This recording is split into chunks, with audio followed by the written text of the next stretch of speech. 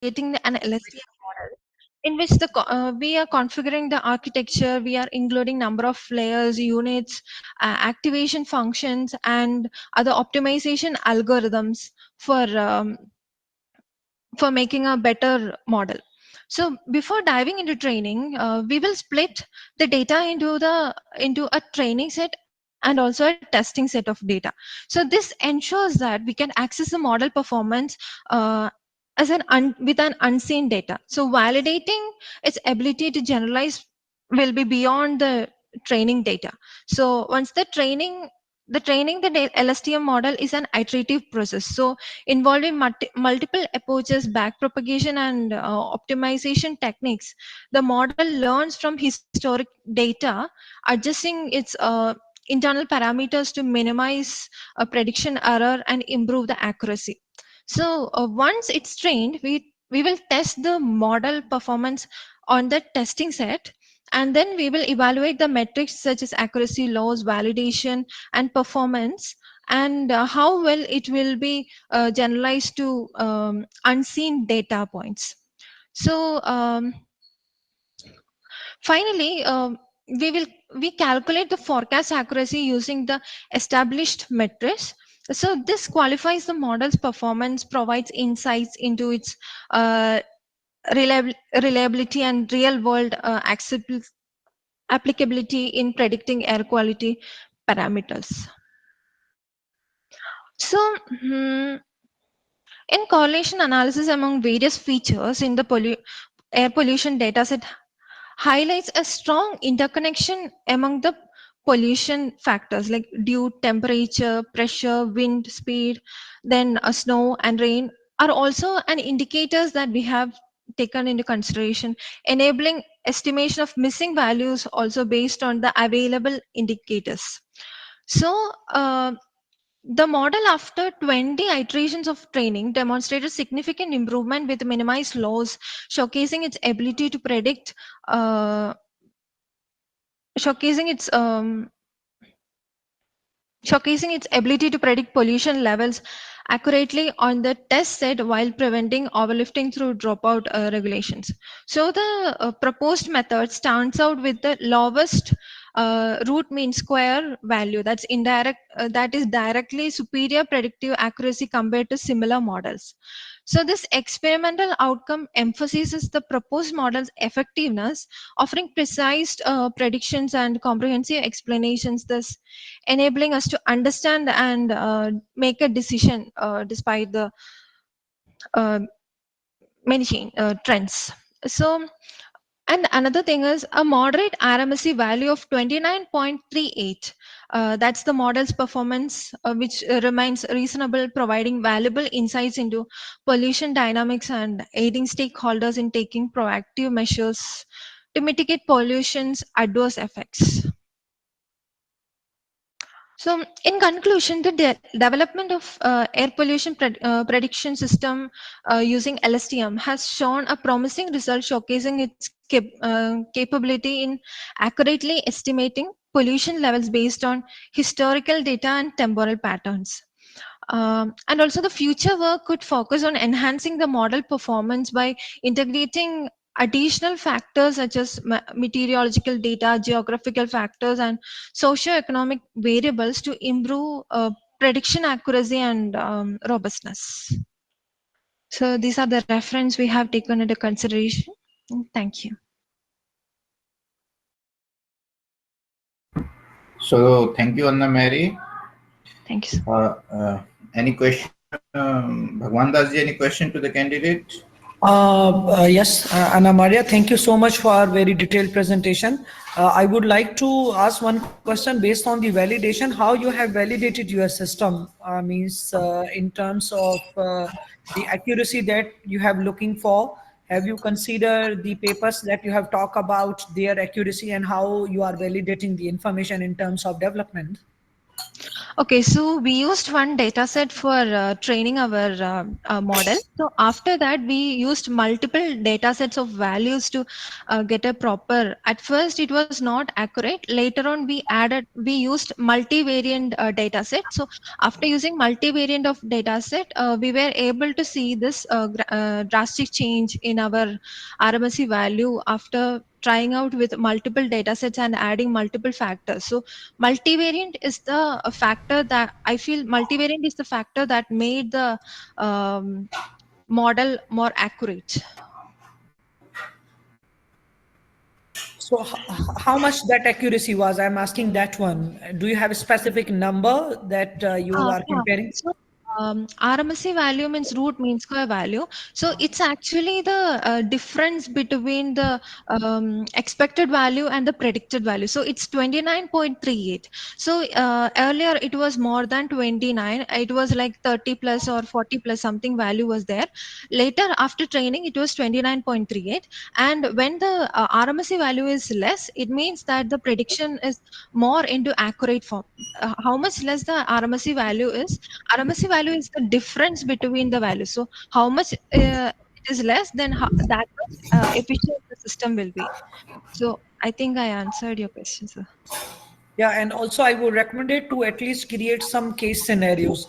Like for example, case one you can consider as worst, efficiency. Then you can create moderate one, so it will help you, present your work in a more appropriate manner. Otherwise, Yes. in terms of result, I think you will be getting lots of difficulty into the coming time. So I would advise to get that number and compare that number with realistic applications.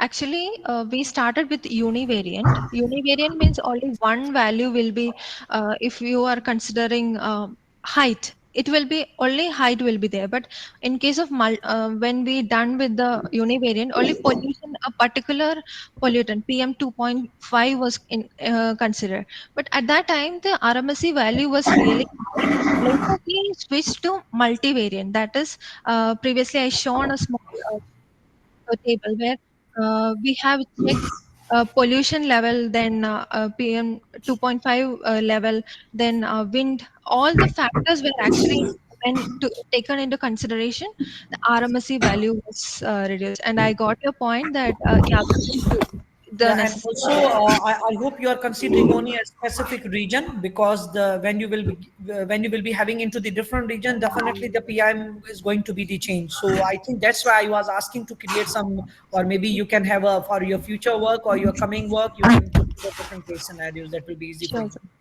Sure, sir. Thank you, sir. Yeah, that's all from my side, Dr. Adish. Yeah, yeah, yeah. Maria, can you clarify what is the actual parameter on which your entire research is dependent? You are talking about air quality. So, what is the actual parameter, physical parameter? So, um, actually, I'm a bit confused with that question. Are you asking regarding the data sets or? No, the data set that is for checking the performance, but Yes. in air quality, what is the actual parameter on what you are working? Okay. So, as I have mentioned earlier, um, we started with univariant. At that time, only PN 2.5 was into consideration, and the performance was not up to the uh, expectation. So we took multivariant data set. So the data set was available from Kaggle. So based on that That's what data I set, want to, as you're saying that we are taking multivariant. So I want to know the name of that. What is the actual variant? What variant data are you taking? okay, PM 2.5, then we are taking the temperature, pressure, also wind speed, then also the rain pressure, sorry, rain, snow, also um, something. Okay. Mm, Okay, that's fine. So just the whatever parameters you told, that is for estimating the performance, but you yes. should know the physical parameters also. That is my submission only.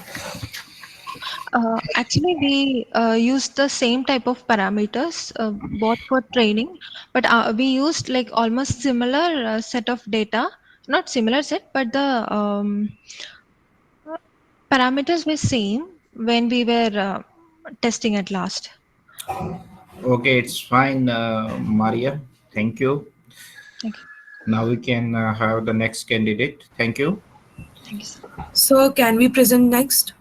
Uh, who want to present?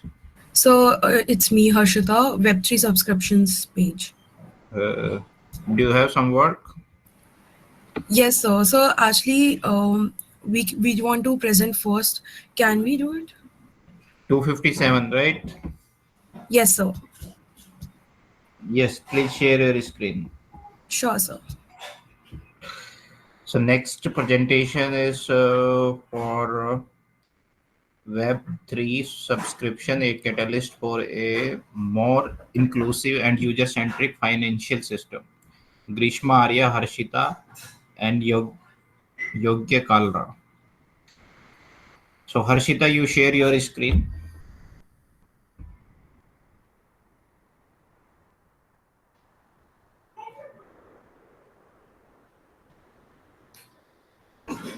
Yes, please start. And try to conclude everything in 10 minutes. Harshita, you are on mute.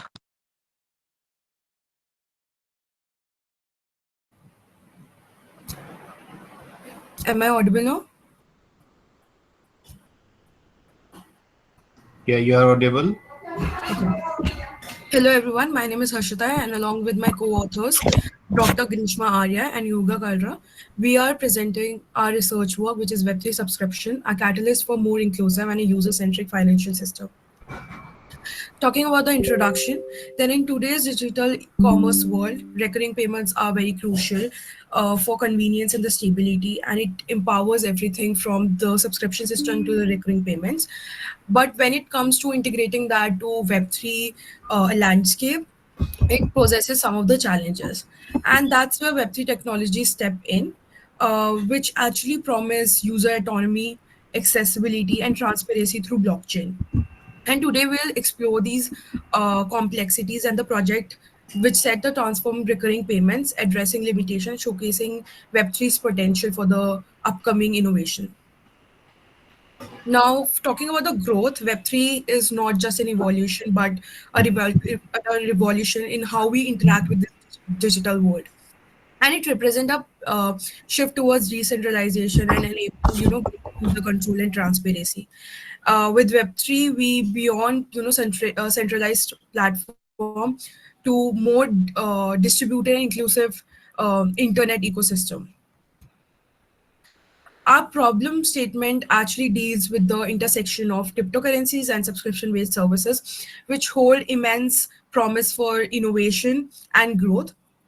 However, some of the significant challenges hinders during our development of the project that we did around subscription system and traditional subscription system, including credit card system or UPI systems, actually lack automated deduction mechanism for crypto transactions, and it relies on the manual processes of a user to for the conventional payment methods, but existing blockchain system face scalability issues and struggle with user adoption, limiting with the efficiency. And also these constraints impede the full potential of the Web3 subscription to democratize the access of the recurring payments. Our pioneering project actually not only addresses existing limitations but also introduces user experiences and foster community engagement. And through our crafted smart contracts, automatic renewals on recurring intervals, and it ensures the uninterrupted access to products or the services. And we have also integrated ZK Sync L2, which is a layer 2 technology, which also ensures efficiency, cost effective transactions, and also further bolstering the scalability and sustainability of the system.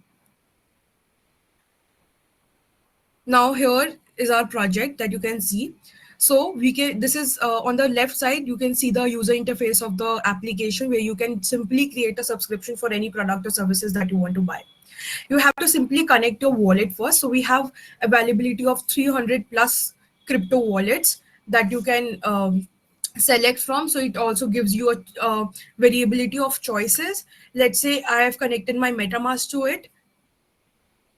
Now enter all your information about it. So what is the subscription name? What is the services that you want to buy? What is the description of the services? Enter the pay where you want to transfer the amount, the frequency, whether you want to take monthly subscription, yearly subscription, weekly, daily subscription. Enter the cost period and just create a subscription with easy steps. Then your MetaMask will get triggered and opened, and with MetaMask you are able to allow some of the token allowances, and it will allow some amount of the token addresses from your account, and thus your subscription will be created. After the creation of the subscription, you will be able to track all the subscription in the subscription list, which is mentioned on the left side. So you might see YouTube music subscription, and you're able to also cancel the subscription at any time if you're facing say any issue, or you do not want to continue the subscription so far. And with this you are able to create and the cancel subscription at each time, and the money will be and the money of the in the web3 cryptocurrencies will get deducted automatically from your account. Talking about the technical components and the building blocks of this Web3 subscription project, our key technologies are smart contracts, ERC20 interfaces, and other functionalities. Smart contracts actually enable uh, automated execution. So it enables automatic execution of agreements, ensures the trust, transparency in transaction, whether ERC20 tokens facilitate seamless exchange within the ecosystem, and it also enhances the user experiences. Talking about the functionality, it actually ensures smooth onboarding, flexible management, scheduling, token allowances, all is done by all the other functionalities that I've added in the project. Talking about the comparison of Web 1, Web 2, and Web 3, the evolution, Web 1 was static, only read-only. And when Web 2 introduced, it introduced with the interactivity and the user-generated content. And Web 3 takes decentralization further, empowering user with ownership and control over their data and transaction. And it also represents a shift towards more equitable and transparent digital landscape. Talking about the advantages, then Web3 subscription offer like streamlined payments. It also foster the community engagement, empower the decentralized governance. It enhances the accessibility for the user and also ensures the automatic renewal in the accounts. They revolutionize how content and services are accessed and consumed. It promises unparalleled convenience, flexibility, and security to the user worldwide, not only in one part of the world but globally. Limitations as this evolves, it also transacts some of the limitations like complex considerations. There's some sensitive information as it is one click or purchase or one click transaction, then it causes some of the responsible engagement as well, and it has some privacy concern when it comes to the anonymity. Use case, this project has revolutionizes various industries, not only from gym membership to music services, from SaaS platforms, content creation, talking about other, then can be membership based organization or gaming services. So with this blockchain and smart contracts, it actually streamlines the transaction and fosters direct engagement, enhances transparency and accountability for the users. In conclusion, these are some of the important links, references. And in conclusion, so Web3 subscription have the power to transform the recurring payments, ensuring the era of user empowerment and accessibility and transparency. Our project also serves as a layer of the foundation of future where Web3 subscriptions permit every facet of the digital economy. And by democratizing access of the recurring payments, we reshape the landscape of the digital finance commerce, empowering individual landscape worldwide. Thank you so much. Bhagwan, any clarification to the candidate? Yes, I think what exactly problem you are solving based on the current research, because I think it needs lots of things to be there, and how you will justify your work and in the existing house, significant improvement you are bringing, or what kind of modification you are bringing into the existing work, because web 2 web 3, they are already, we are already practicing them, having the AI based model into the website. So how you will be significantly defining your work in comparison to the existing work? Sure, sir. So this paper is not only about Web3 dependencies, but also talks about the financial system which revolves around Web3. And as we are considering that Web3 is, generally evaluating, what I did is that I actually integrated the subscription system into Web3. So if you search online, you will find very less options that are available where you can subscribe to a service or any of the product with Web3, because Web3 actually possesses some of the challenges when it comes to the user autonomy, accessibility, and also the transparency. So so what I did is I researched some of the research papers, and I came to a conclusion that there are some of the challenges that I need to focus to actually make a whole full stack web application where a user can actually purchase a product or services with cryptocurrencies. Because for example, if you want to buy any music services, you can pay with a credit card or a UPI automatic subscriptions. But when it comes to Web3 and cryptocurrency tokens, there's very less options. There are only DPay and Stripe that are actually revoluting the landscape of this. But they also have this some of the challenges that they are currently working on. And I picked those challenges and worked on a subscription system which has much security reasons. Token allowances are very limited token allowances, which is depending on the subscription period, and also allowing customers to actually pause and cancel their subscription at any time, which also gives a user empowerment and feasibility. My one of the this I've also done this research, and my one of the research paper has been published in UBC Canada, which also talks about revolutionizing recurring payments, and managing them is an efficient feature that we can add into that. So my project not only revolves around the Web3 landscape, but it also around a very user seamless buy or a sell of a product and services with a subscription system. And also in terms of scalability, I'm not sure how you have considered this factor, how much your system is scalable is, although you have mentioned about the different applications of transactions and financial systems. So how you are considering the scalability. And one more thing, why you haven't include any, block diagram or any systematic model, what exactly your model is? Could you please explain on these two things?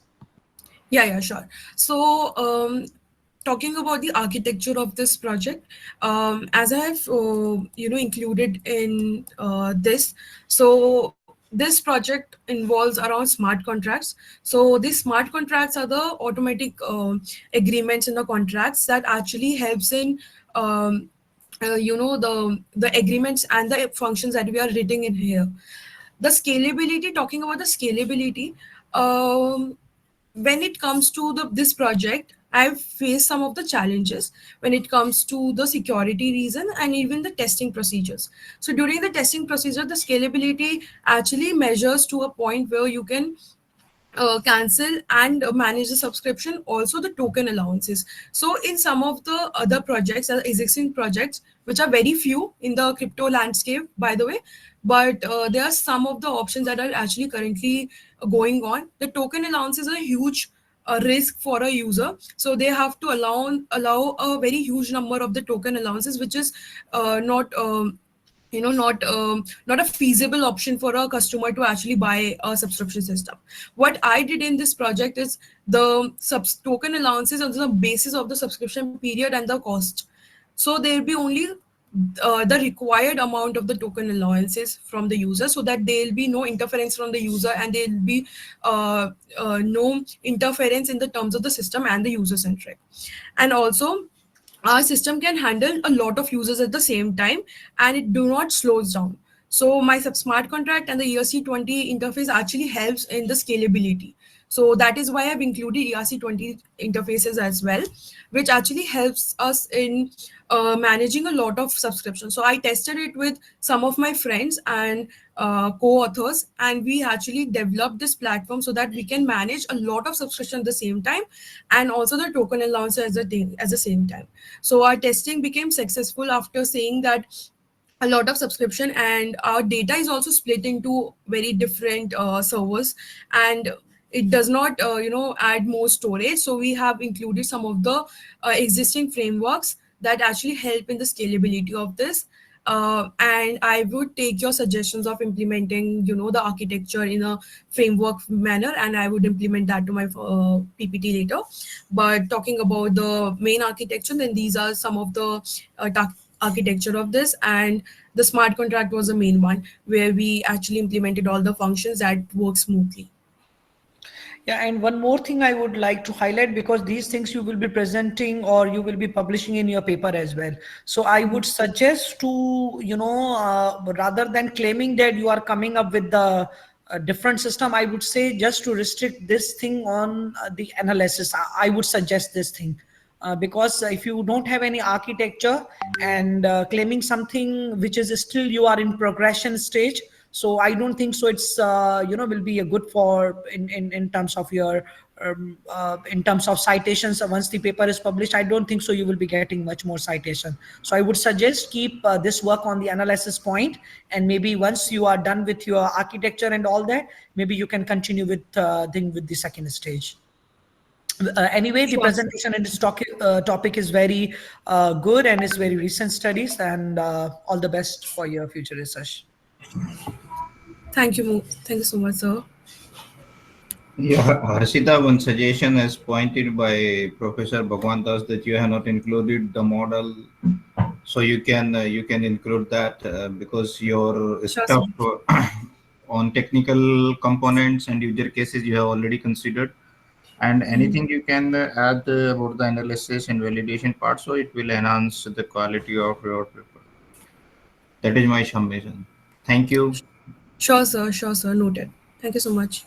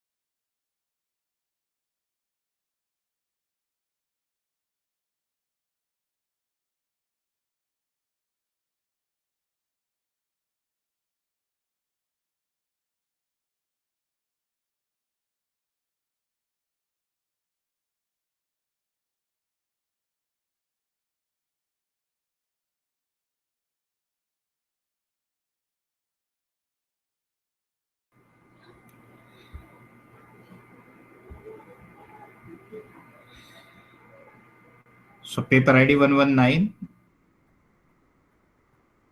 Is anyone present from paper ID 119? No one. Paper ID 253. Yes, sir, I am. Yes. Okay. Shreya, you can share your screen. Yes, sure, sir.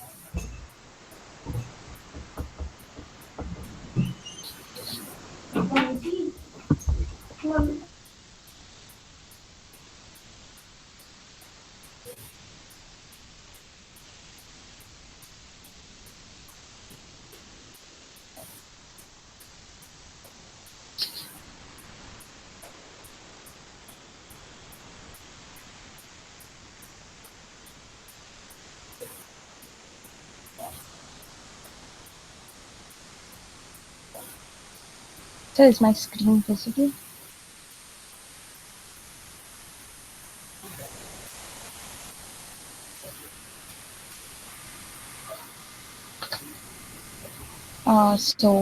Sir, is my screen visible? Can anyone confirm, please?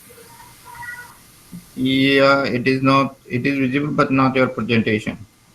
Okay. It is stuck. Shall I turn off my camera? I guess the bandwidth is low. Okay, you can turn off. Later on, you can turn on. Sure.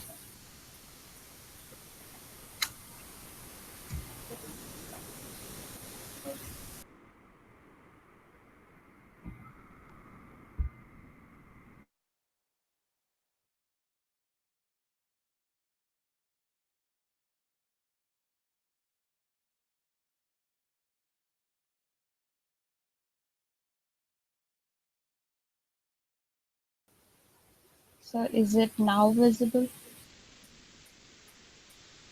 Yes, it is visible. Go to full screen mode and start your presentation. Yeah. Okay. So good morning, everyone. Today I'm excited to present our paper on data-driven prediction of nitrogen stress and crop yield in a maize wheat cropping system. Our research Now you can focus. turn on your camera. Okay, just a second, sir.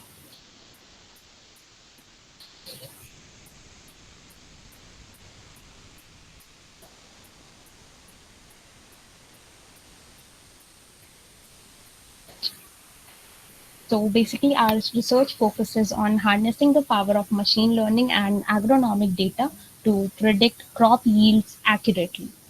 So this is going to be the flow of my presentation today. Uh, we are firstly going to talk about the crucial role of maize and wheat cropping system in India, then the nitrogen deficiency challenges, smart nitrogen management for sustainable development, and we are going to present a field study, uh, what algorithms we have used, the model development for the wheat and maize crops, and pair plot analysis, followed by the model performance and why we have chosen random forest and the advantages and the future scope of the model. So, firstly, let's talk about the significance of wheat and maize in India's agricultural landscape. Certainly, they play a very pivotal role in India's agricultural sector, serving both as the staple food and key contributor to food security and production statistics. These crops have sustainable nutrient demands, especially for the nitrogen, which is essential for their optimal growth and yield. Collectively, maize and wheat significantly contribute, accounting to an impressive 37% of India's total food grain production. So, nitrogen deficiency challenge. So, nitrogen fertilizer play a very crucial role in maximizing crop productivity. Yet, there is excessive use can lead to environmental challenges such as pollution and soil degradation. On the other hand, if there is nitrogen deficiency, it poses a silent threat to crops like maize and wheat. So it compromises on their health and thus impacting their yield.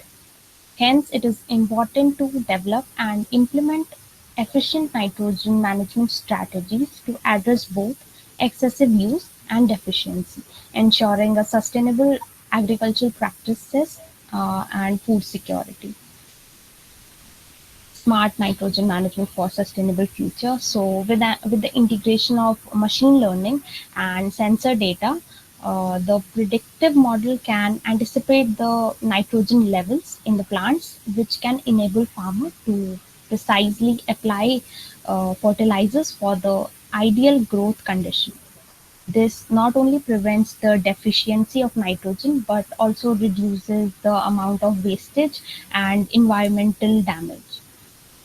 So by enhancing the yield and maximizing resource efficiency, machine learning basically lays the foundation for sustainable and prosperous future for maize, wheat, as well as the farmers who are cultivating these crops. So let's start about the field study we had done. So in our field study, we conducted our experiment for both the Rabi season, which is concerned with the crop growth, that is for wheat, and Kharif season, which was essential for the maize crop. So to ensure consistency in our research, we utilized the same plot and a fixed layout for both of them. And additionally, all the plot received a fixed amount of potassium and phosphorus and zinc.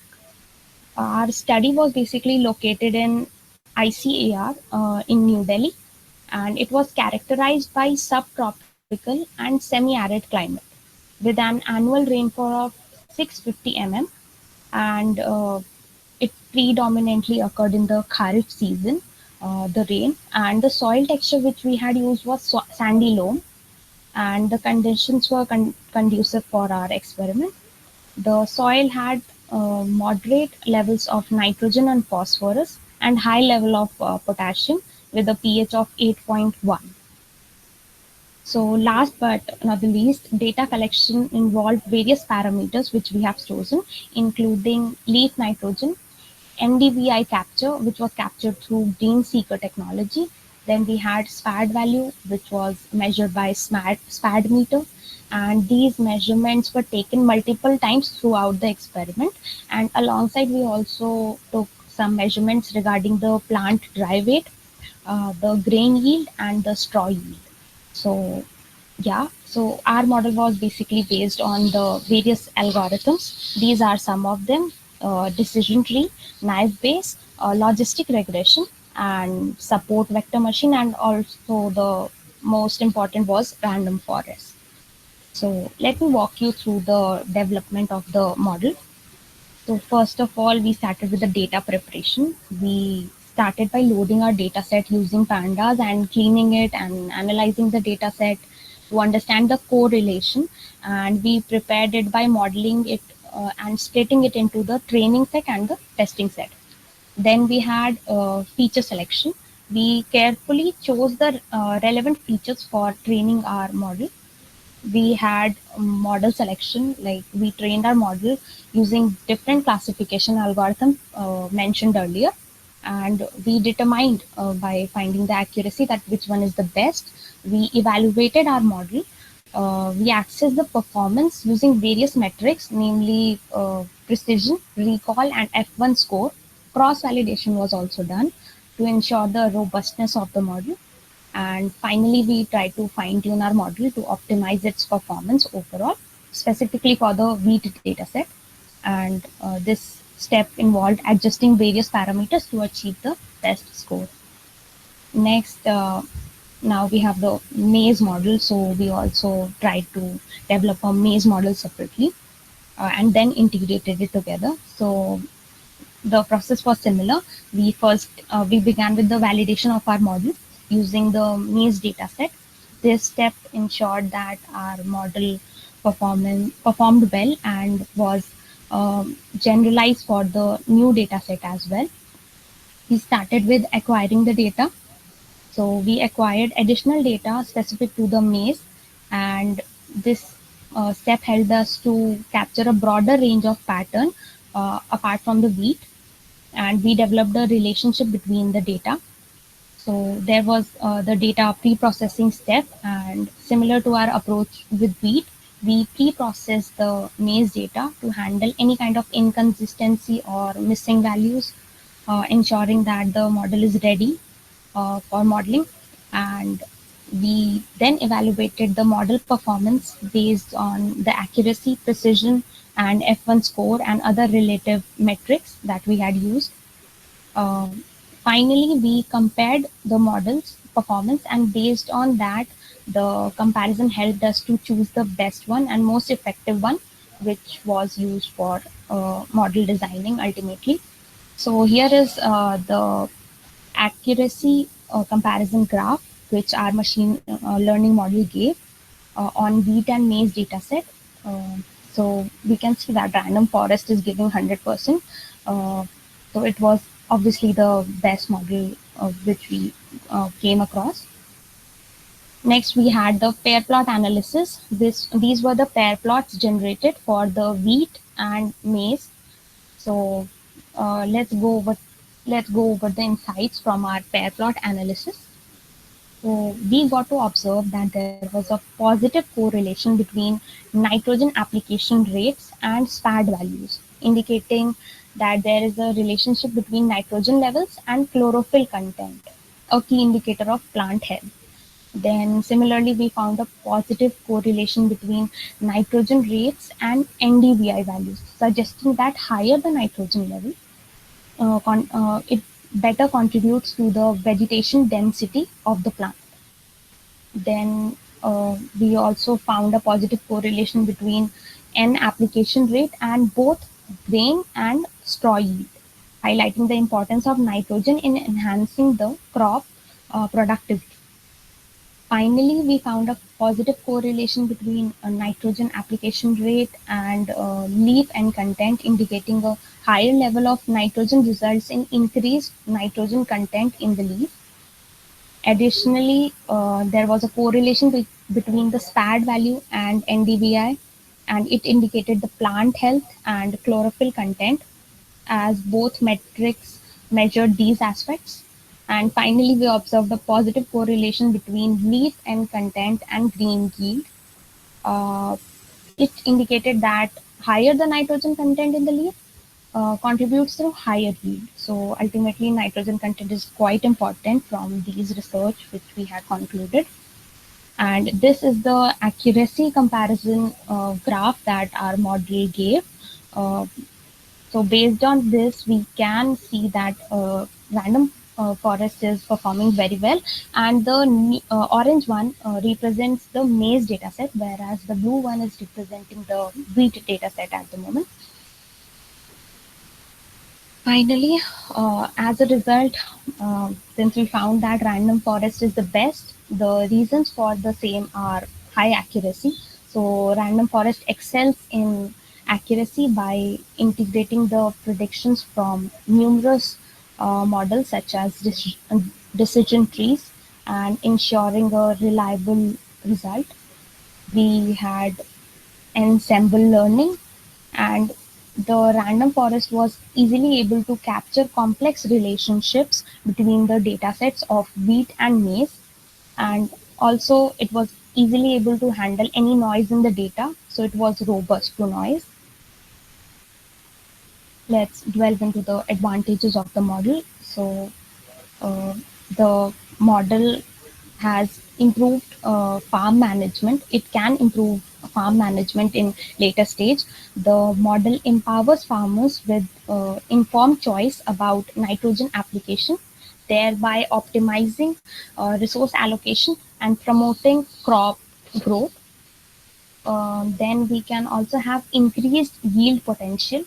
So by providing predictive insights, the model assists in devising strategies aimed at maximizing the crop yield.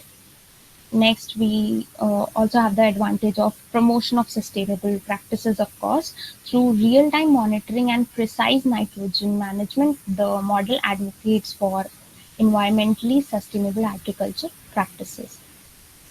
Some of the potential avenues for future development can be integration with advanced sensors. So, like we are looking into incorporating additional sensors such as soil moisture, temperature in order to enhance the accuracy of yield prediction, offering a more of comprehensive approach. Then in later run, we can expand it to other crops, not only wheat and maize. We can do it for other crops. We aim to adapt and validate the model for a range of crops with varying characteristics and broadening its application and impact across different agricultural domains. Then we can also use yield mapping and field specific recommendation.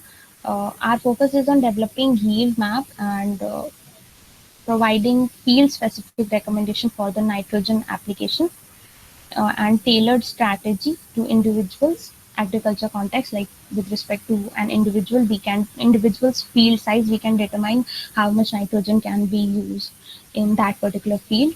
And then at later on, we can obviously integrate weather data so that our forecast can be more accurate and precise. Here are some of the major references from our paper. And I'd like to thank you for your patience, and your thoughts or any kind of questions are welcome.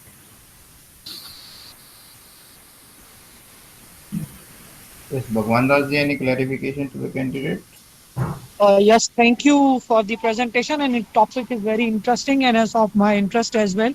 Could you please let me know these values you have taken from the sensors, or this is the image analysis, and how you will compare your work different from the existing one? Because you will see there are several NPK systems are already developed. So how your system is different in comparison to the existing work? Yes, sir. So first of all, this was a sensor-based analysis. We took the data directly from the ICNR present in Delhi Agriculture Institute. So we got the sensor data. It was analyzed using drones and sensors as well. And secondly, we tried to look into various papers, like for the as the references suggested. So we had a look into a range of papers, and we got to know that there was very less research done in the like in this sector with focus on nitrogen. So we tried to keep our focus on nitrogen, and we developed our model by comparing it to the other models as well.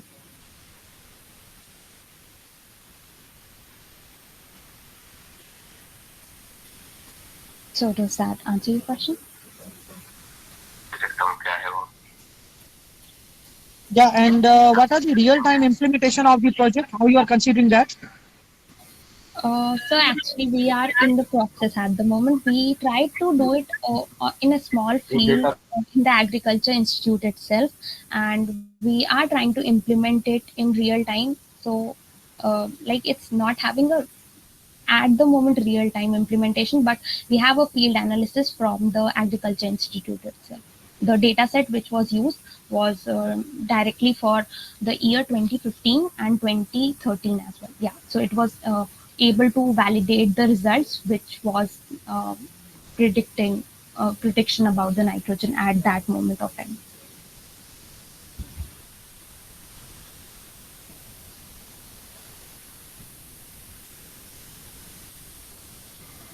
So, Shreya, I have one clarification, that is your work limited to a specific region? What place have you chosen? What are the conditions for that? Uh, so as the field study suggested, the field study map, it was shown that it is restricted to currently wheat and maize crop. So we have done the analysis specifically for the wheat and maize crop, and it is currently limited to these two crops only, and the conditions are not really No, no. In which region? What region have you considered for that? it was a subtropical and semi-arid region that we have created. The climate type was subtropical and semi-arid. Okay, okay. Yeah, So, in your study, you are saying that the random forest is better than the decision tree. right.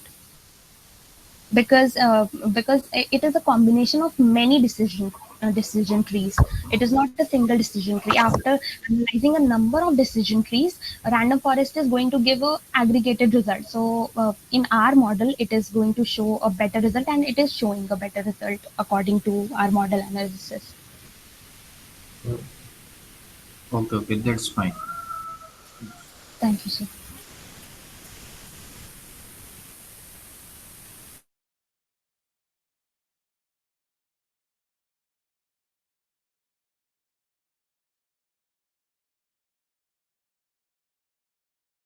So now we can have the next candidate.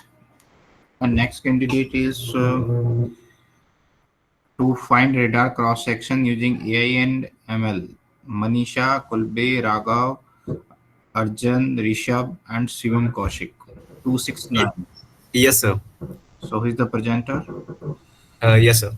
No, no. Who is the presenter? Sir Rishabh Yadav is the presenter.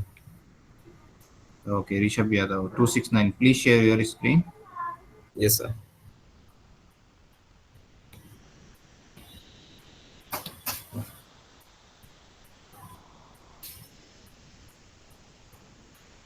Sir, is my screen visible? Go to full screen mode. Share completely. It is visible, but go to full screen mode. Yes, sir, yes, yes. So, good afternoon, everyone, respected panel members. My name is Rishabh Yadav, and I would like. Share your video, please. Yes, sir.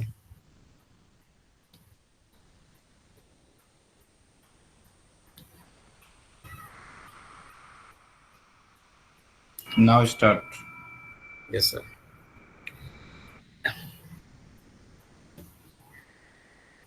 Uh, Good afternoon, everyone, respected panel members. My name is Rishabh Yadav, and I would like to thank you all for providing me this opportunity to present my paper at this prestigious platform. So, the topic of my paper is radar cross-section using AI and ML. So, here are the contents where we have discussed the problem statement, literature survey, abstract, and basically what is RCS. We delved into the main topic of RCS and its modeling and simulation. So the problem statement states something like radar cross section. We are all aware of this word, radar cross section, and radar. We have been hearing about it since a long time, and it's recently in quite a buzz in news. But like it is frequently misconceived as a singular value by individuals who lack familiarity with electromagnetic scattering. In reality, the RCS of a target is contingent upon several variables, including the radar signal frequency, the observation angle of the radar, and the orientation of the target. Additionally, a parameter often overlooked is time, like the RCS of targets can fluctuate over time due to factors such as movement and environmental changes. To accurately depict the dynamic RCS of a target in a time-dependent analysis, there is a need for efficient interfaces with extensive RCS datasets. To address these requirements, we have decided to study the effect of all the different parameters on the radar cross-section of an object and visualize the data. So, in the literature survey, the research paper investigates radar cross-section properties, revealing significant insights into scattering phenomena. Findings indicate a correlation between object geometry and RCS, with specific shapes exhibiting notable radar signatures. Furthermore, the study underscores the impact of material composition on RCS behavior, highlighting avenues for enhancing stealth capabilities. Overall, the research offers valuable contribution to understanding and optimizing radar detection strategies. So this is the abstract.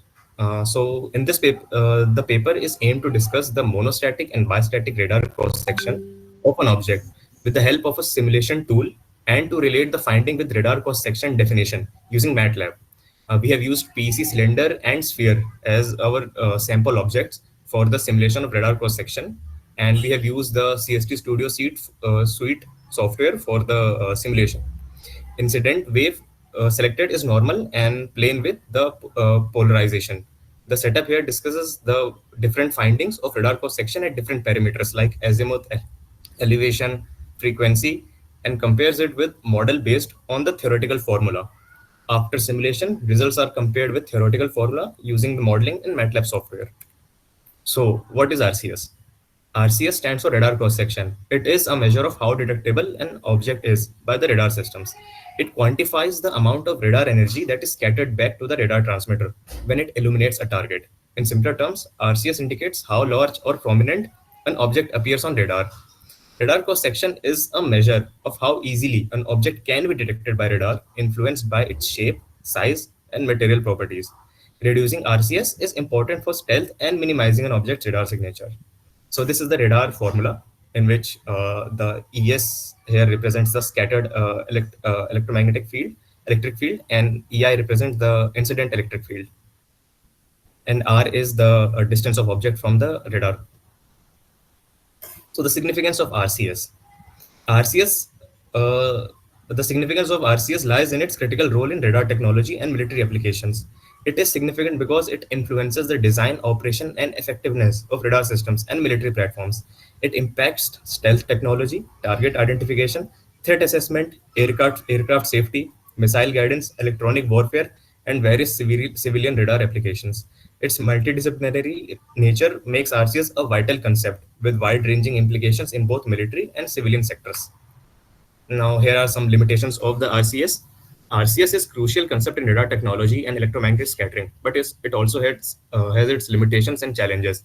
First is the frequency dependency. It is highly frequency dependent. We need to like analyze frequency in a deeper sense to get hold of RCS. It also depends on aspect angle. It is sensitive to polarization, and it varies depending on the material of the object. And the data collection challenges is one of the biggest challenge, as you can say, like gathering accurate RCS data in the field, especially for classified or stealthy targets, can be really difficult, as these are classified information and they are not shared by any country. So scattering matrix. Scattering matrix, often denoted as S matrix, is a fundamental concept in the field of electromagnetic wave scattering and quantum mechanics. It is used to describe how electromagnetic waves interact with an object or a system and how they are scattered in various directions. We use scattering matrix to quantify the amount of radar energy that is scattered back to the radar transmitter when it illuminates a target. So S here represents the scattering matrix, and this is the formula. So, like RCS can be classified into two broad categories. One is the monostatic, and another one is the bistatic. So, a monostatic radar represents the radar where the transmitter and the receiver are located at the same location. Usually, the same antenna or array is used for both transmitting and receiving. It represents a ground-based radar in the figure. Like this is an example of a monostatic scattering scenario in which the transmitter and receiver are together, and it is both transmitting the EM wave and receiving the scattered EM wave back. And bistatic radar represents a radar in which the transmitter and the receiver are placed at reasonably separated locations. And this scenario represents a bistatic radar system in which the wave is transmitted from another transmitter, which is kept at a distance from the receiver. So now, this here represents the radar formula, and we have used this for modeling and simulation. So in this project, we have decided to go with the computer simulation technology, which is the CST Studio Suite for simulation. And so like this is the interface of the software, and this is from where we begin our project. And here we select the frequency range of our electromagnetic wave. And in this research, we have selected target models of the given dimensions, and we have selected frequency from 0.5 gigahertz to 1.5 gigahertz, and we have varied the angles from -180 to 180 degree. So like this is the sample object of a cylinder, and this is the equation that we have used. We have used PEC cylinder basically. So now this is us making the object in the software, and we are now here we are like denoting the value alpha to the rotation angle of electric field, and phi as the spherical angle of incident plane wave, and lambda as the wavelength, and a as the radius of the cylinder. Now we will add information like rotation angle of electric field, vector, spherical angle of incident plane, etc. And we will use this to get simulation of radar cross section of a cylindrical object. So this represents the radar cross section that we have received, and we are currently looking at the monostatic RCS. Now, after selecting theta, phi, and alpha parameters of the cylindrical object, we will get the required simulation. So this represents the bistatic scattering of our object. And this is the plot of the bistatic scattering RCS. It depends on the phi. And this is the data set that we have generated, in which theta, phi, and are varied. And we get the absolute RCS in meter square. So now, like we have received the data set, and now we have to visualize the data, because we also are aware of a formula, radar formula, and we have to make a relation between the data set that we have received and the formula and how both of these differ. So now we will use MATLAB to realize the data that we have generated using simulation. Realizing the data here means to plot the input-output relationship in the form of a graph where input can be any given parameter or combination of parameters, and output can be any other parameter like the radar cross-section area. So now, in this, the blue curve in this output represents the data that we have received using simulation. So the data that we have received using simulation consists of every factor, like the azimuth, elevation, and the surface of the object, and the frequency of the EM wave used, and it also includes the environmental factors. But in the red line here represents the uh, formula based RCS that we should have achieved. So why is there a difference? There is a difference because of the absence of environmental factors in a formula, and this is for the monostatic RCS and this is for the bistatic RCS. So the difference is clearly visible, and the main reason for the difference is the environmental factors like the presence of water molecule and the wind speed and the uh, environment heating. So, like now we have received a lot of data sets and we have concluded a difference, a relation between the formula and the model. So now it's our time to process the data. As we have achieved an extensive RCS data set, we will use basically a data processing technique. So in this, we will use SQLite. So why we use SQLite? SQLite was selected due to its lightweight nature, making it devoid of significant computational resource demands. Additionally, its portability, serverless architecture, and efficient handling of large data sets were key factors in our choice. SQLite leverages binary tree data structures, which allows for query execution in order of log n time complexity, whereas loading and parsing text files would at best exhibit order of n time complexity, demanding more memory resources. So this is why we used SQLite in our project to properly manage the data sets. So the conclusion here is like we correctly identified relation between dynamic RCS and the RCS formula, and we have examined the effects of real-time environmental factors. And now the future work here is like addition of a neural regression-based model and a KNN-based model, so that to better optimize our model. Like in linear regression can be used in predicting radar cross section through extensive data sets, and like predictive analysis can be very useful in real-time analysis. These are references. Thank you.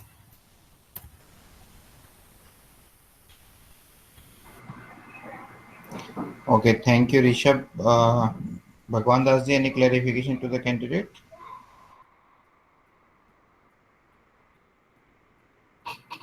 Okay, Rishabh, can you clarify me that what tool have you used for MATLAB? Which tool have you used in MATLAB?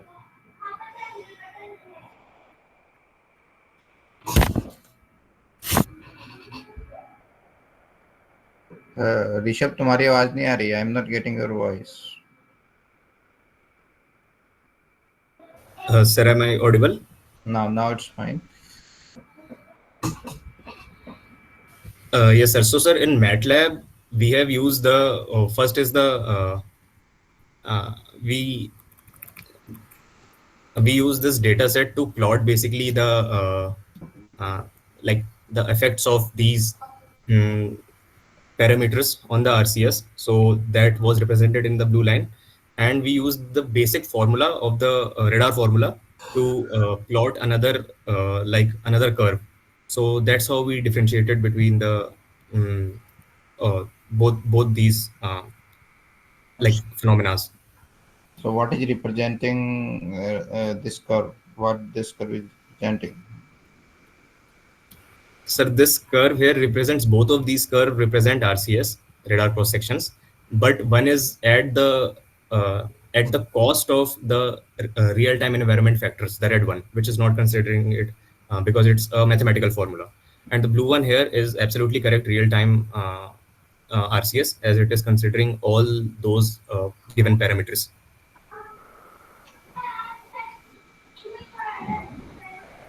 Okay, have you done any comparison with the existing work? With the existing Work? Sir, actually, our work is in progress, and we are applying the neural networks to this project, to this research work. And after that, I think we will be at a better place to compare it. So you are in BTech or MTech? Sir, in BTech. Which year? Sir, I'm in final year. Okay. So So main thing is that if you will compare or you will validate your work, because we are showing just a 3D view of the CTS. For Yes, how sir. this data is perfect or is showing you the perfect simulation, how would you know this thing? So it is required the verification of your output. Yes, sir. So Rishabh, that's fine. Thank you, sir. Thank you. Thank you so much, sir.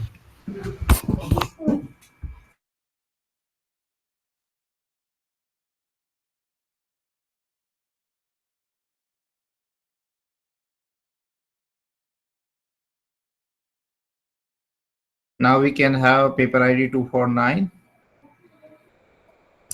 Yes, sir, that'll be us. Akash Banerjee presenting for paper 249. Yeah. A machine learning approach for detection and classification of vehicles using vibrational analysis. So share your screen, Akash.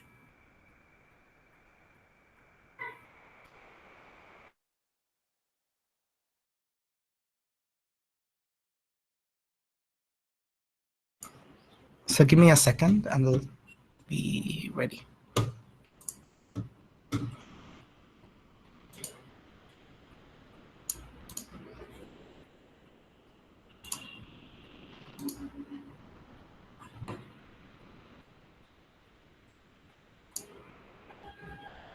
Sir, can you see my screen? Hello. Please go on the first slide. We can see your screen. Okay, thank you. Just give me a second to set up.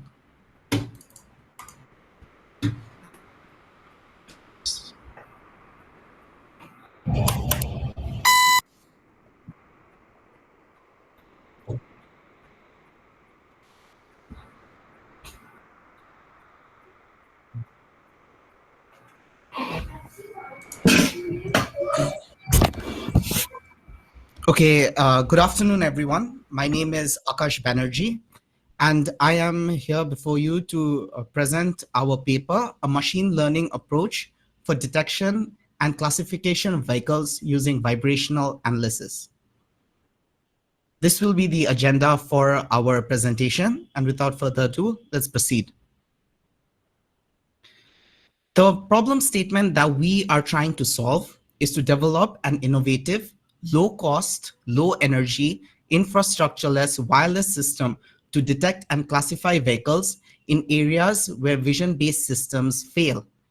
So the vision-based systems have a certain requirement to be used. They have a certain cost of setup, a high power consumption, and their reliability in low areas of visibility pose a problem, especially when it comes to security, when used for security reasons. So our paper proposes the vibrational sensors that can be used as an alternative, as they are low power consumption, they are cost effective, and they are quite fault tolerant. Our objective of this paper is to detect and classify vehicles by the means of measurement of vibrational data. That involves first to develop a non-vision based vibration sensing model, to deploy the sensor module on site, and then to apply a machine learning model to classify the vehicles that pass over the sensor. To fulfill this objective, we reviewed about 18 papers, and the most influential ones are here. The first paper, a study on vehicle detection and tracking using wireless sensor networks, is a broad case study that tells us the different sensors that are available that are used in modern times to detect and classify vehicles, all the way from vision-based systems to inductive loops to pneumatic tubes, etc. It points out the merits and demerits of this system.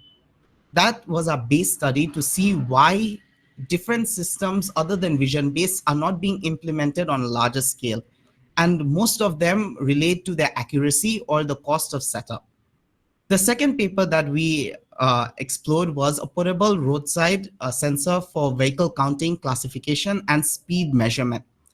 Though this paper did exactly what the paper name suggests, most of the work was done manually. That is, they had there was a person looking at the data received, then manually classifying the data by looking at it. So that was one of the biggest drawbacks of this paper. One of the best papers relating to what we are doing today is a study conducted by the Finnish team of Stocker, detection and classification of vehicles using measurement of road pavement vibrations and by means of supervised machine learning. They did an extensive study on the use of vibrations and produced very good results. But the only problem that they were facing is because they were using multi-layer perceptron, a very simple version of ANN, the accuracy of their classification was a little unsatisfactory, if you can say.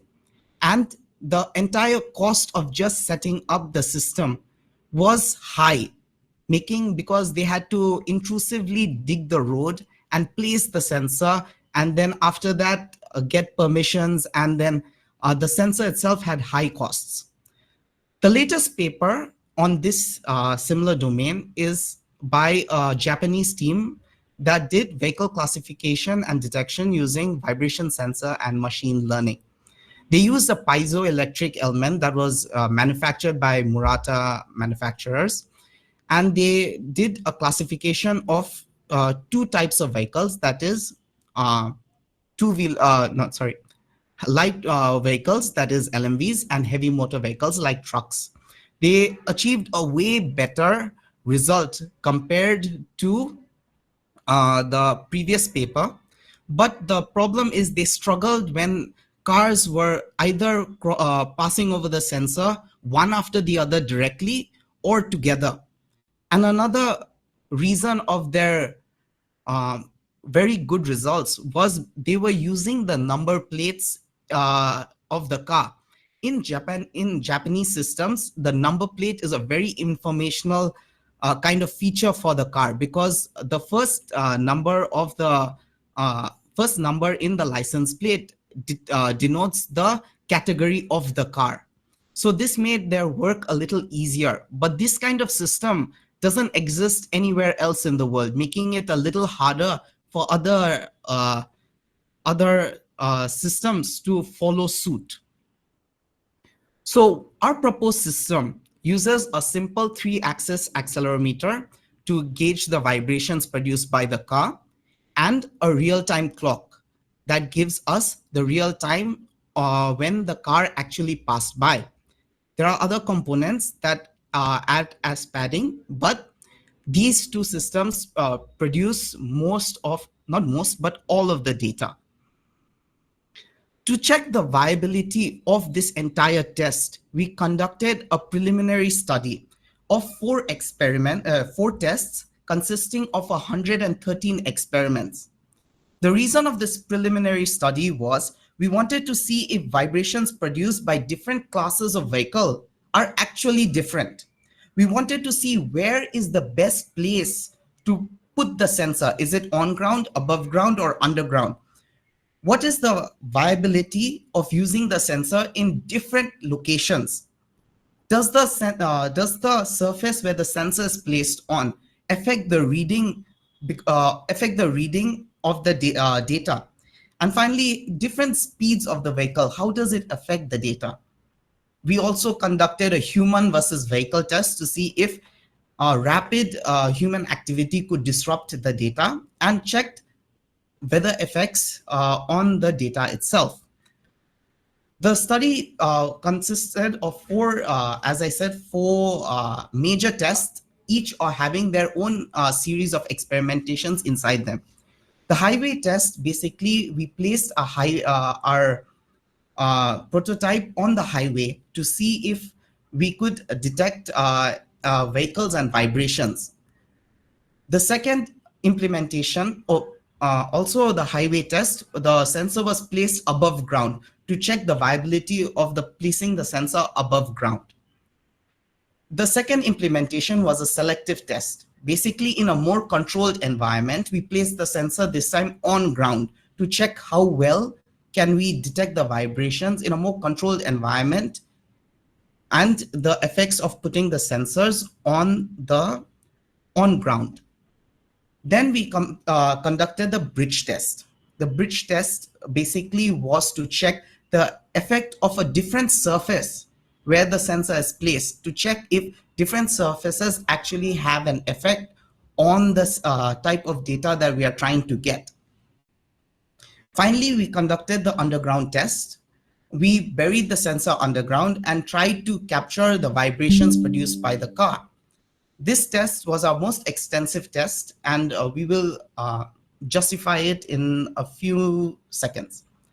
After we had completed our study for the different tests, we finally had a live location implementation where we placed the sensor on a bridge, and then over the course of 3.5 weeks, collected about 627, to be very precise, individual records of cars. So results and analysis. I will now tell you the results of the testing phase. During our first experiment of testing where, why, and how of the sensors, the highway test showed us that putting the sensor above ground does give us an event of interest.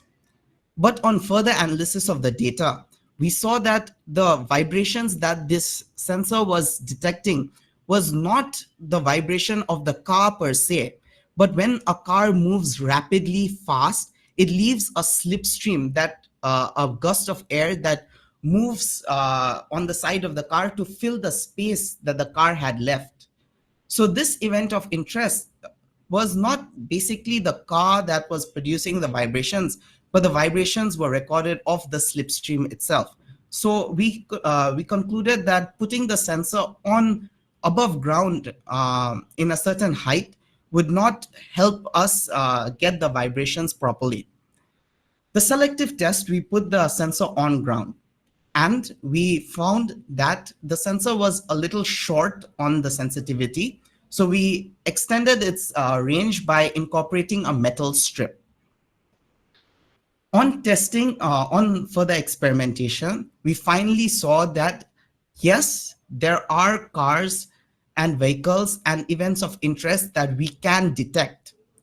Each spike that you're seeing in the graph here relates to an individual event, a car moving over the sensor. After this, we wanted to check if any human activity could actually disrupt the sensor, the data by the sensor. So we ran an experiment where a human would run and a car would pass by.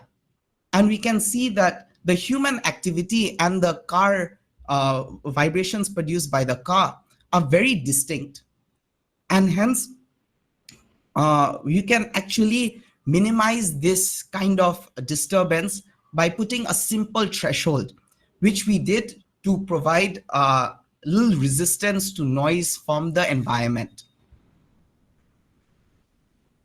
Continuing, we went with the bridge test. We placed the sensor on the bridge, and to see how a different surface would react, how the data would react when placed in a different surface.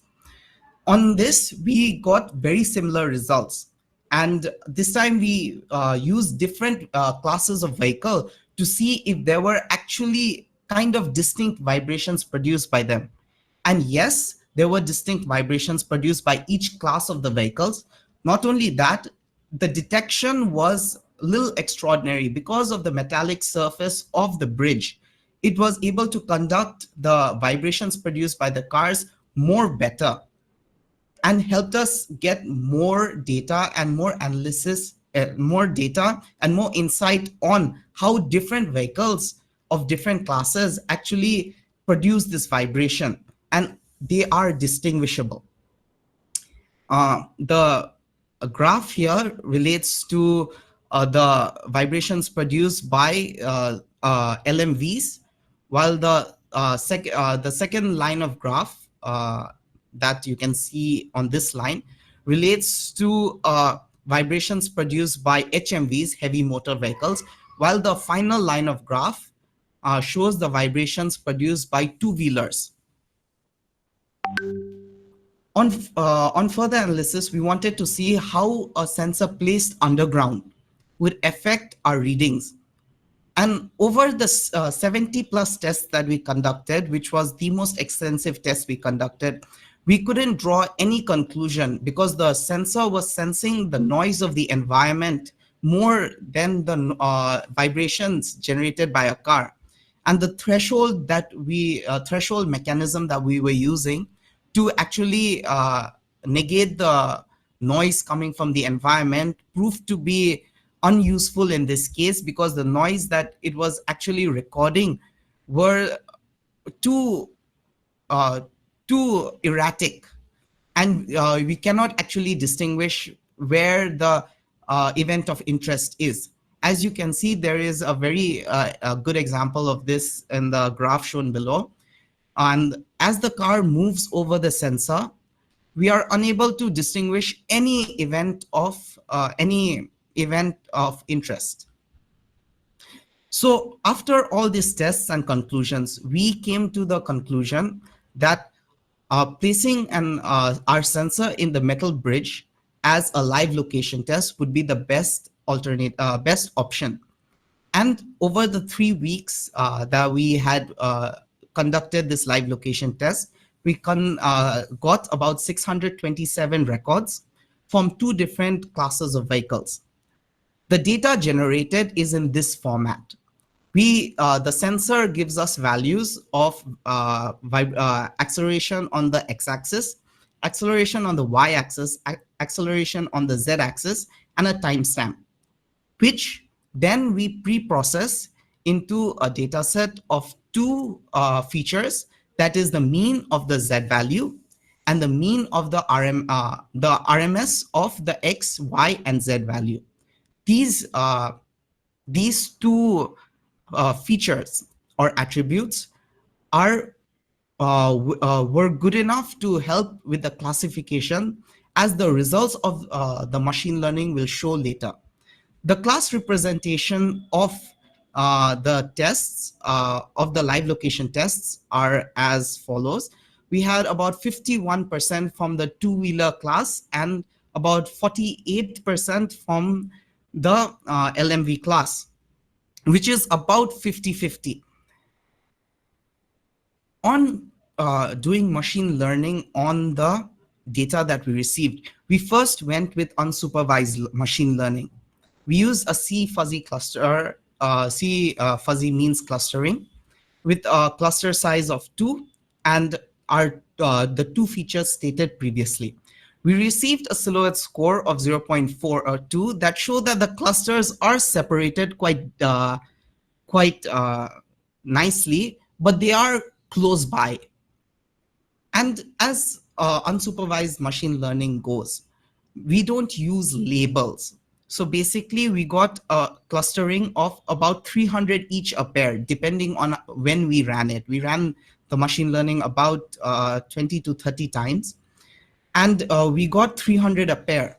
So to see if these 300 each data was actually from the class that like not jumbled up, but actually from a set class, we labeled the data set manually and then used a confusion matrix to get the accuracy, precision, and recall. And we found out that yes, the 2 classes are easily distinguishable by the model itself.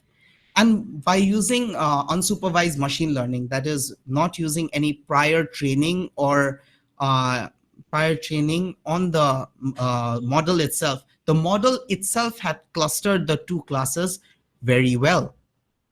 Though there were some cases where the 2 classes did overlap briefly, but not 2 classes, but the data from each of the class did overlap briefly, but the 2 clusters were the 2 clusters had given us pretty good results.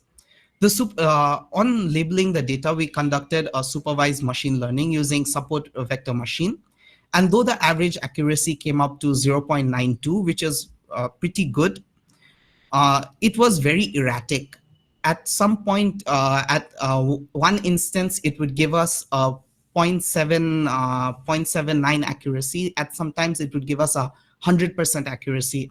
And this was quite erratic behavior by the model. So we opted for a more better model in using supervised ensemble learning in the using random forest, which gave us the most consistent results. And even while classifying new data that was unseen by the model, it classified it correctly with very high precision and accuracy. So to conclude our study, this paper explores the viability of using vibrational data as an alternative for surveillance, detection, and classification of vehicles in areas where current systems are either too expensive to set up or too inefficient to set up. The proposed system is novel, it's cheap, it's infrastructureless, it's a wireless sensor which as now can be, as per the different conclusions that we drew through this paper, can be used as an alternative to current systems. The unsupervised machine learning, as I told you, show that the classes can be distinguished without explicitly training a machine learning model and just using simple clustering.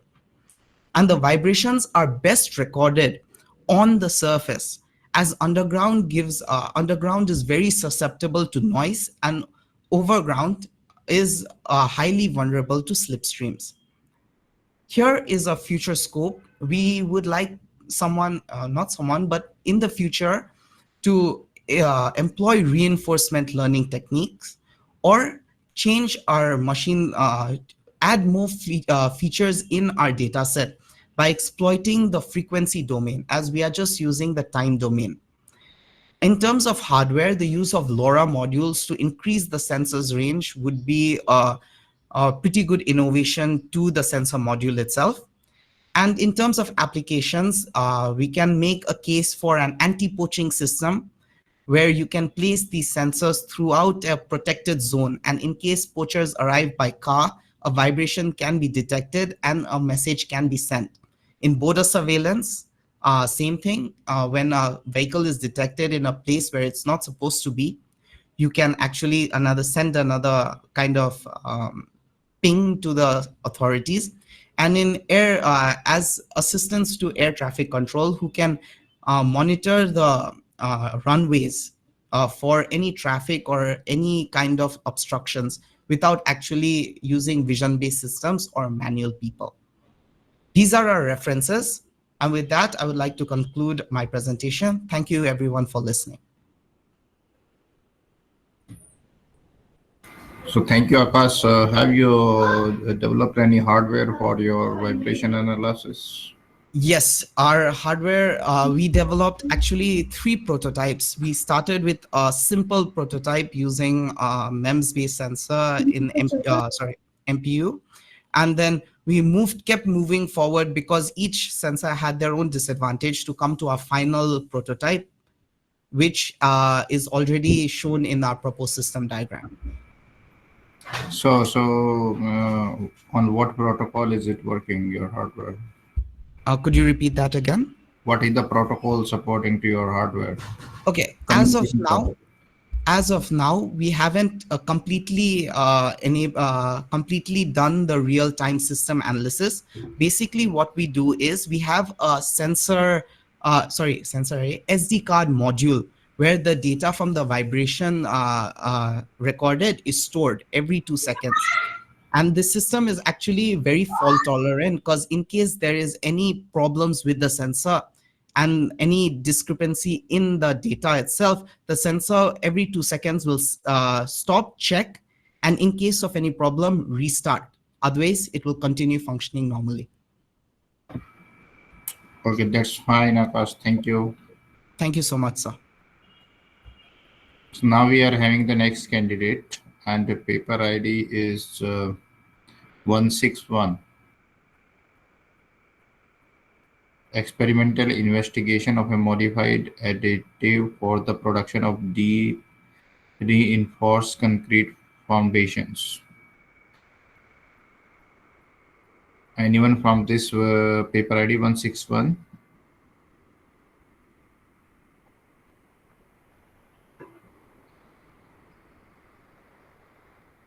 Paper ID, who is presenting 161? Okay, so let me take the another ID. Paper ID 279, and the authors are Greeshma Arya, Anjali Jha, Mansi, and Yes, sir, we are in. Shainika Arora. And the topic is preliminary disease detection system using deep learning and machine learning. So Yes, paper sir. ID 279. Yes, please share your screen. Yes, I'm doing it. Is my screen visible? Yes, yes.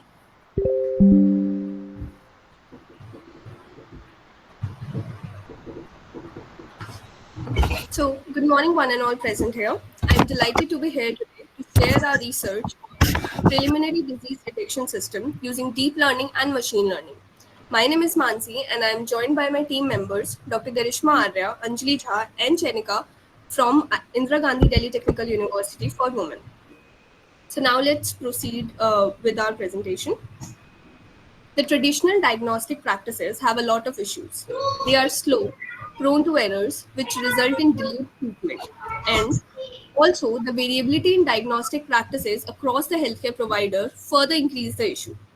In order to tackle these problems, we have used both image and text data for diagnostic diseases. We also used specialized algorithms like CNN, that is convolutional neural network, for pneumonia and brain tumor detection, and random forest for breast cancer identification, with which we aim to analyze complex data patterns and make accurate predictions. This Mediscan AI is basically the application, and this is the user interface of the application, where in the first image we can see that we can fill up the details, and then we have to upload the respective image in this, which is a chest scan in this case, that is pneumonia. Then we will get the result if it is positive or negative, which is positive in this case. Similarly, we implemented this for other two disease as well. Now, moving on to pneumonia, we have used deep learning model that leverage the cutting edge artificial intelligence to differentiate if it is normal or pneumonia affected chest x-rays. We are utilizing the convolutional neural network architecture in processing the visual data. For data preparation phase, we started with a substantial data set of x-rays, each labeled as normal or pneumonia, which we can see also in these histograms that show us the number of images categorized as normal and pneumonia in our training, testing, and validation dataset. During the model training, we incorporated dropout layers to prevent the overfitting, which is a common issue where the model learns from the noise in the training data to an extent that it performs poorly on unseen data.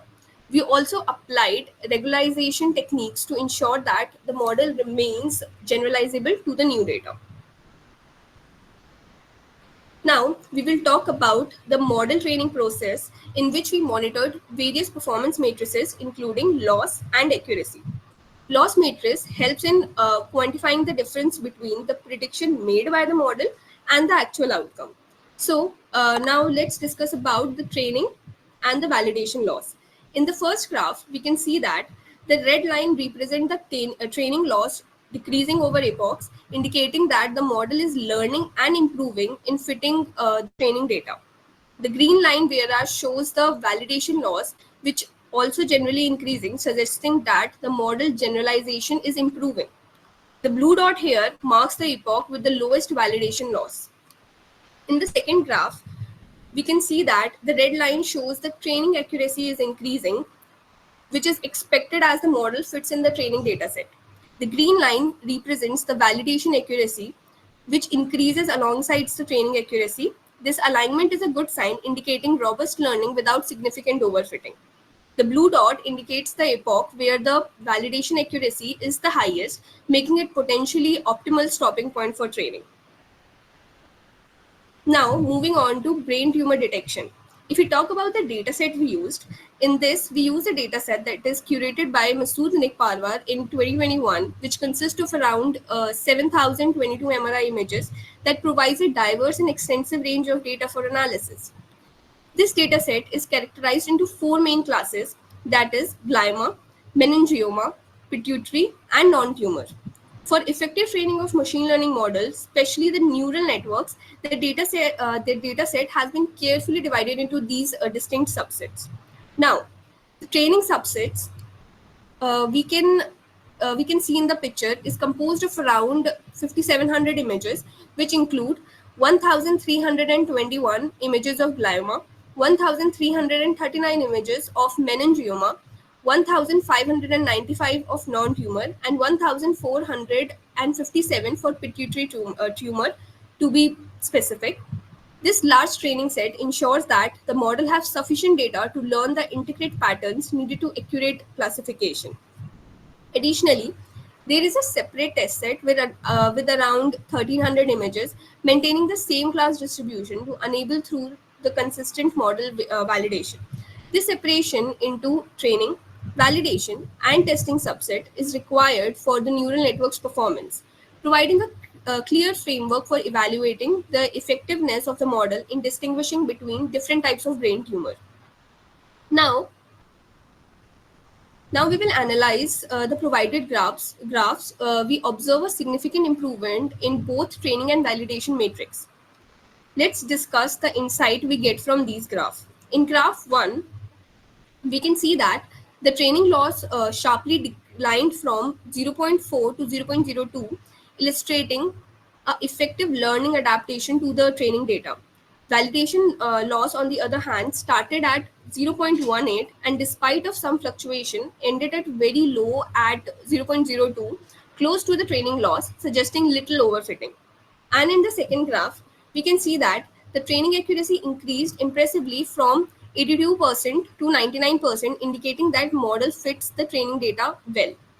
Validation accuracy rose from around 93% to a peak of 99% around epoch 7 and 8, concluding at 99.31%, which demonstrates the model's strong generalization ability on new and unseen data.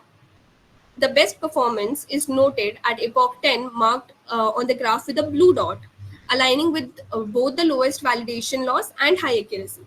This shows model capability in handling the complex image classification tasks, such as distinguishing different types of brain tumors in MRI scans. Now, moving on to breast cancer identification. If we talk about the dataset, we have used breast cancer Wisconsin diagnostic dataset from Kajal.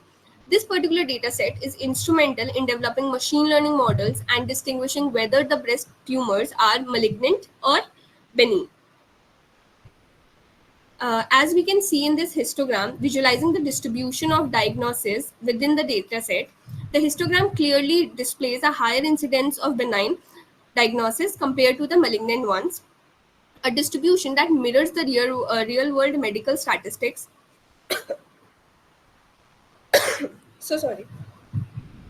Benign tumors are more common. Such a visualization is quite crucial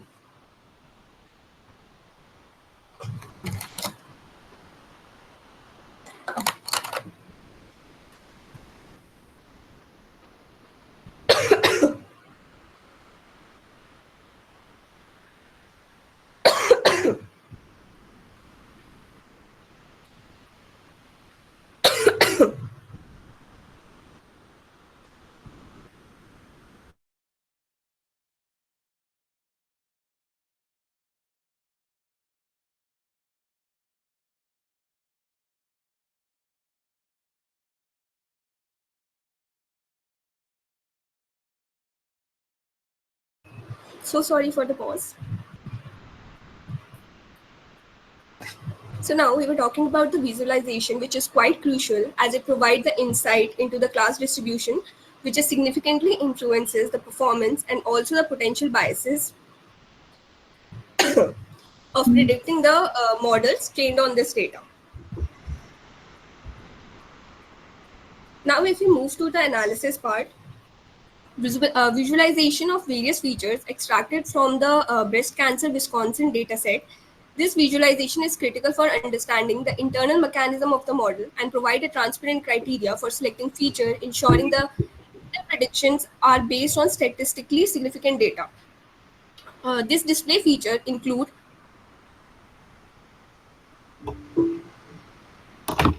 thickness, texture, smoothness, compactness, concavity, concave points, and many more, and each are measured under three different conditions that are mean, standard error, and the worst. These metrics are essential for capturing different aspects of tumor characteristic, where the radius helps to gauge tumor size, texture indicates different tissue densities, smoothness is the indicative of tumor's surface irregularity, compactness provides the insight into the density of the tumor calculated from parameter and area. Concavity measures the extent of concave cuts on the tumor boundary. Concave points count the number of concave portions on the contour. Additionally, the model utilized is the random forest classifier, known for its effectiveness in handling complex data set like these.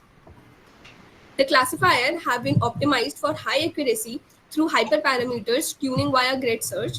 These techniques involve testing various combinations of hyperparameters to find the most effective setting for the model, such as the number of decision tree in the forest or the maximum depth of the trees, which ultimately enhances the model predictive performance on distinguishing between benign or malignant tumor based on the detailed features. Now, moving on to the classification report. After training, the model underwent a rigorous validation. Here, performance metrics such as precision, recall, and the F1 score were computed. Precision relates the accuracy of the positive prediction made by the model. Recall addresses the model's ability to identify all actual positives, and F1 score is a balanced matrix that considers both precision and recall, providing a comprehensive view of model performance. The accumulation of our project was the analysis of the dataset using a confusion matrix, a powerful tool for visualizing the performance of the classification model. This matrix clearly defined the true positive, true negative, false positive, and false negative, offering insightful details into the model's prediction accuracy and the model miscalculation.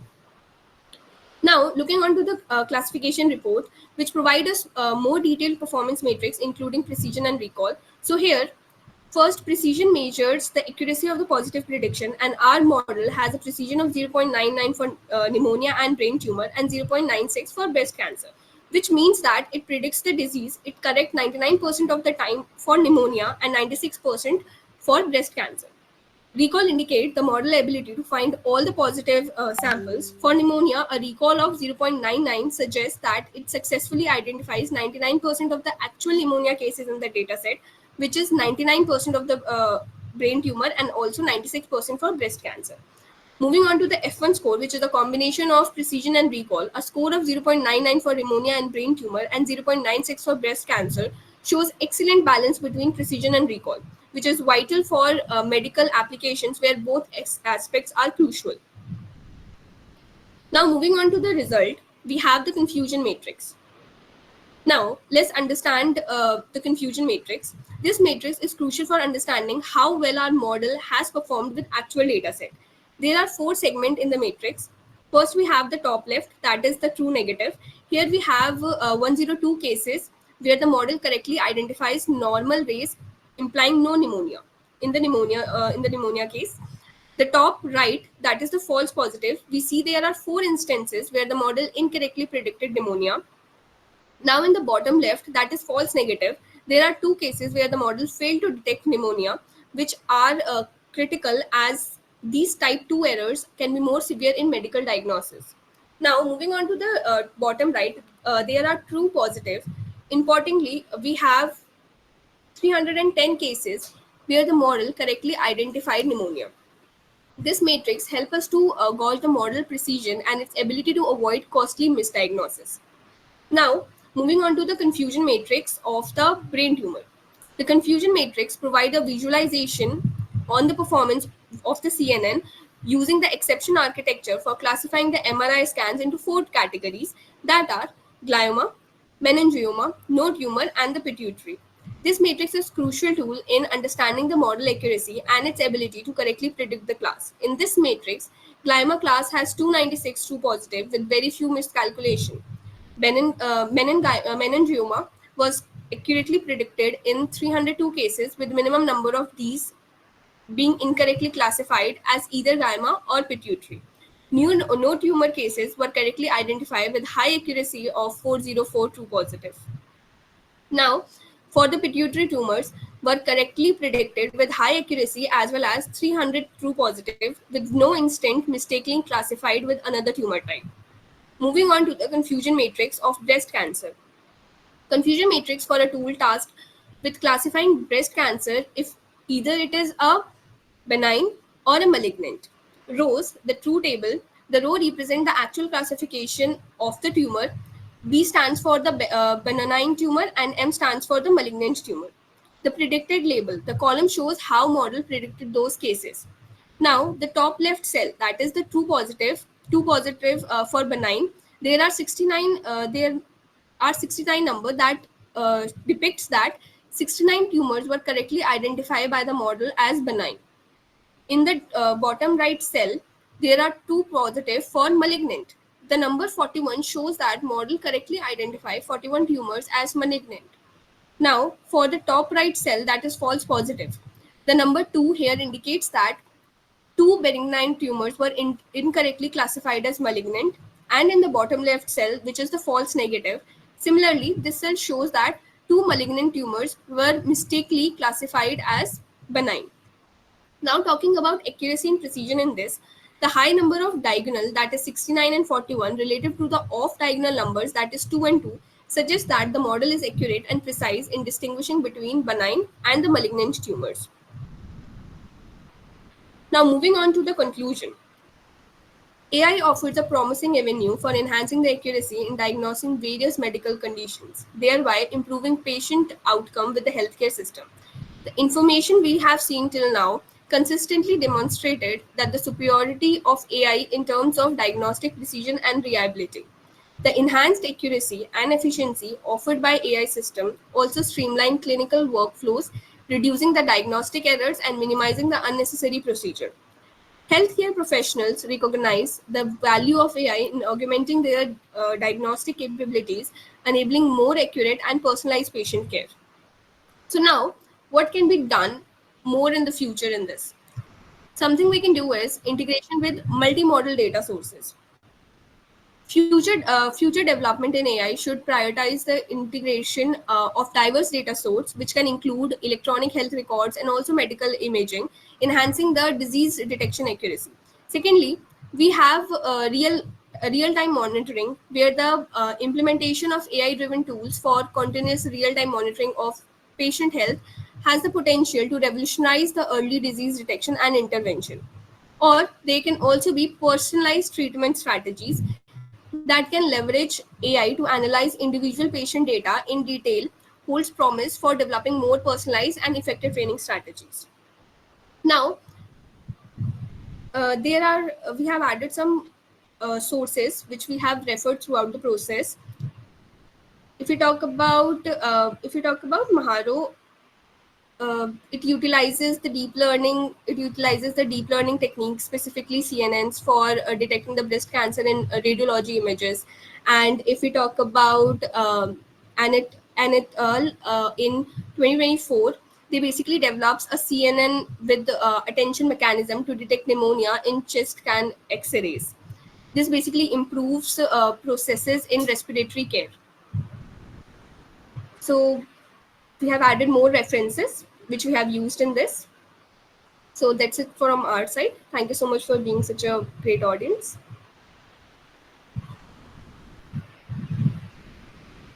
Mansur, that's fine. Just 2-3 clarifications that you have taken 3 disease, pneumonia, and you have taken breast cancer and this brain tumor. Brain tumor. So in 2 cases you have applied CNN, and another case you have applied random forest. Random forest. So why have you not utilized random forest for the same? Oh, sorry, CNN for the same. You are Sorry, saying sir, that can you repeat you are the saying question? that for the breast cancer, random forest is the best, and CNN is best for brain tumor and pneumonia, right? Have you Yes, sir. tested the breast cancer with the CNN also? No, sir. Actually, we have not done it with CNN because we have used the random forest because it handle the varied features very well, and also it is robust to overfitting also. And if you talk about, we have a lot of features in the breast cancer data set. So we want something which we can use so that it can work on the variety of features and we thought that random forest would be best Then, for it. And also the University research of paper West we have Indies in read, the Caribbean, Dr. they Sastry have also utilized random some training forest model. for that. So we For have that downloaded. purpose we have used this. So can you go to that in which you Wasim have Khan, presented image comparison classification. about accuracy, precision, and recall about all three diseases? Can you go to that slide again? Yes, sir.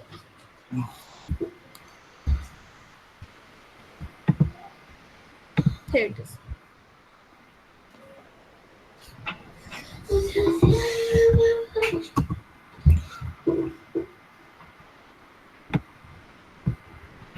So in this you can see here you have written CNN precision, recall, and NFS score and accuracy value, that is 0.99 for all the cases, and for brain Yes, sir. tumor also it is 0.99, and for breast cancer 0.96. So it is obtained from the software MATLAB or Python, or you have calculated manually.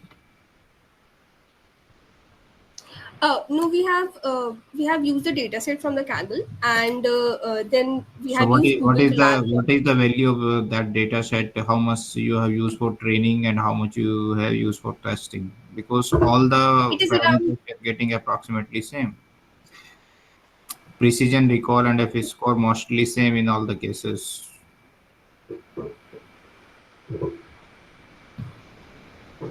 So we have used around 40% for the testing purpose and 60% for the training ones. No, how would you decide this? That 60% is required for training and 40% for testing. The best combination is 80-20 or 75-25. That's what you are getting this type of the results that you are getting precision, recall, and a score value approximately same. Better to follow 80 and 20%. That is recommended by the mathematicians and the tools and if you will go 60-40, then you will not get the accurate results. Anyway, you have done the work, that is not the problem, but in accuracy column can you see that brain tumor you have written 99. What is that 99 and 96? Because accuracy in for pneumonia you have written 0.9856. इसको तो आपने लिख दिया 0.9856, आगे लिख दिया 99. तो 0.98 और 99 में तो बहुत डिफरेंस है. So किसी sorry, sir. I किसी feel it is 98%. या तो ये होना चाहिए आपका 0.99 और 0.96 होना चाहिए फिर, क्योंकि एक्यूरेसी अगर आप परसेंटेज में लेते हैं देन इट शुड बी 98.56% और 99.0% और 96%. सो इसको आप करेक्ट कर लीजिए. And I Yes, have sir, for sure. suggested some references because my students have worked on these problems, brain tumor. In chat window, you can check the references. I have written some references you can refer for your work also and in future. उसको आप copy कर Thank you, लीजिए. sir. मैंने references दिए हैं कुछ. पहला reference है देखिए ब्रेन ट्यूमर का है, फिर दूसरा आपको एमआरआई और ब्रेन ट्यूमर का है, फिर अर्थमिया डिसीज के लिए है क्योंकि आप निमोनिया पे काम कर रहे हैं. नेक्स्ट 3 फिर कोविड-19 में चेस्ट में कैसे हम यूज कर सकते हैं. तो ये मैंने 5-6 रेफरेंस आपको दिए हैं because my students have worked on that and myself too, so you can improve your presentation is okay, no problem in that, but you can improve little bit. Okay, Okay. Thank you, sir. that's my Thank you, sir. suggestion. Thank you, Mansi.